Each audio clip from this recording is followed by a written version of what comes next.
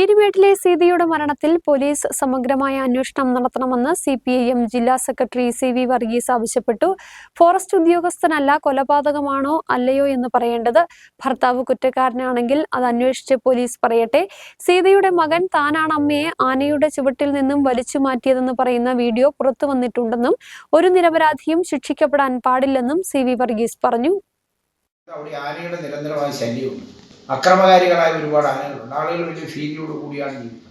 മാത്രമല്ല, ഈ ആദിവാസി സ്ത്രീയോടൊപ്പം തന്നെ അദ്ദേഹത്തിന് അവരുടെ ഭർത്താവും 2 മക്കളുമുണ്ട്. ആ മക്കളുടെ വീഡിയോ ഇപ്പോൾ ഇന്ന് പുറത്തു വന്നിട്ടുണ്ട്. അവരുടെ ഇത് സംബന്ധിച്ചുള്ള സോഷ്യൽ മീഡിയയിലുള്ള പ്രശ്നവും. അതുകൊണ്ട് വസ്തുതാപരമായ അന്വേഷണം നടക്കട്ടെ. ഇന്ന് ഇതൊരു സംഭവം ഉണ്ടായാൽ ആ സംഭവത്തെ സംബന്ധിച്ച് നിജസ്ഥിതി അന്വേഷിക്കാൻ കഴിയുന്ന ഒട്ടേറെ സാങ്കേതിക സംവിധാനമുണ്ട്.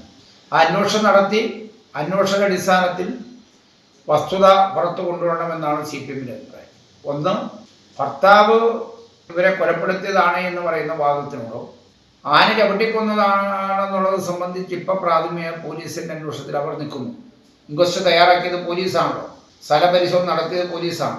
അപ്പം അതുകൊണ്ട് അത് അന്വേഷിക്കട്ടെ. ദുരൂഹതയുടെയും ഊഹാപോഹങ്ങളുടെ പിന്നാലെ പോകേണ്ടതില്ല എന്ന് തന്നെയാണ് CPIMന്റെ അഭിപ്രായം.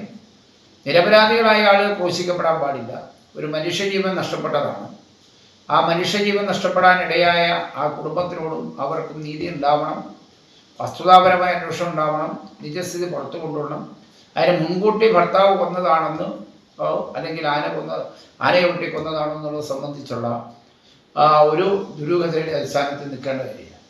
ഈ മരണപ്പെട്ട സീതയുടെ മകൻ തന്നെ പറയുന്നുണ്ട്, ഞാനാണ് അമ്മയുടെ കാൽച്ചുവട്ടിലേക്ക് പോയ ആനയെ വലിച്ച് അവിടുന്ന് രക്ഷപ്പെടുത്തുക എന്ന് പറഞ്ഞിട്ടുണ്ട്.